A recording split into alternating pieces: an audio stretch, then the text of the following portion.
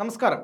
കസ്റ്റഡിയിലിരിക്കെ ഭരണകാര്യങ്ങളിൽ കെജ്രിവാൾ നിർദ്ദേശം നൽകിയെന്ന ജലവിഭവ വകുപ്പ് മന്ത്രി അതിഷി മർലേനയുടെ അവകാശവാദത്തിൽ അന്വേഷണവുമായി ഇഡി. കസ്റ്റഡിയിലിരുന്ന് കെജ്രിവാൾ എങ്ങനെ സർക്കാരിന് നിർദ്ദേശം നൽകിയെന്നാണ് ഇഡി അന്വേഷിക്കുന്നത്. ഇതുമായി ബന്ധപ്പെട്ട് ആം ആദ്മി പാർട്ടിയുടെ നേതാവും ജലവിഭവ വകുപ്പ് മന്ത്രിയുമായ അതിഷിയെ ചോദ്യം ചെയ്തേക്കും. കത്ത് വ്യാജമെന്ന് നേരത്തെ തന്നെ ബി ആരോപിച്ചിരുന്നു. കസ്റ്റഡിയിലുള്ള അരവിന്ദ് കെജ്രിവാളിന് കമ്പ്യൂട്ടറോ പേപ്പറോ അനുവദിച്ചിട്ടില്ലെന്ന് ഇഡി വൃത്തങ്ങളെ ഉദ്ധരിച്ചുകൊണ്ട് നേരത്തെ തന്നെ റിപ്പോർട്ട് പുറത്തു വന്നിരുന്നു. ജയിലിൽ നിന്നും അരവിന്ദ് കെജ്രിവാൾ ആദ്യ ഉത്തരവ് പുറത്തിറക്കിയെന്ന AAPയുടെ ജലവിഭവ വകുപ്പ് മന്ത്രി അലേഷി മെർലേനയുടെ പ്രസ്താവന നേരത്തെ തന്നെ വലിയ വിവാദമായിരുന്നു സൃഷ്ടിച്ചത്.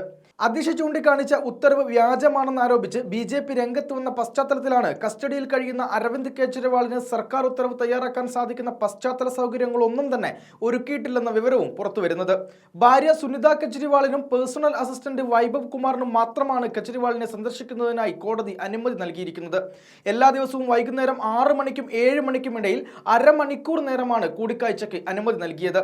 APJ അബ്ദുൽ കലാം റോഡിലെ ED ആസ്ഥാനത്ത് അറസ്റ്റിലുള്ളവരുമായി അഭിഭാഷകരോ കുടുംബമോ കൂടിക്കാഴ്ച നടത്തുന്ന സ്ഥലം CCTV നിരീക്ഷണത്തിലാണെന്നും ED വൃത്തങ്ങളെ ഉദ്ധരിച്ചുകൊണ്ട് റിപ്പോർട്ടുകൾ ഉണ്ടായിരുന്നു. ശുദ്ധജല വിതരണത്തിലെ പ്രതിസന്ധി പരിഹരിക്കാൻ കസ്റ്റഡിയിലിരിക്കുന്ന കെജ്രിവാൾ നിർദ്ദേശം നൽകിയെന്നായിരുന്നു നേരത്തെ അതിഷി മെർലേന അറിയിച്ചത്.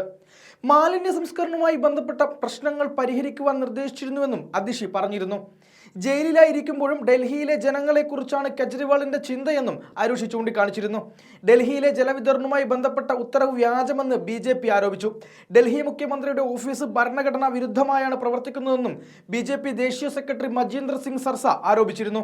കത്ത് കെട്ടിച്ചമച്ചതാണെന്നും ഡൽഹി സർക്കാർ ഓഫീസ് ഹൈജാക്ക് ചെയ്യപ്പെട്ടുവെന്നായിരുന്നു മജീന്ദർ സിംഗ് സർസയുടെ ആരോപണം.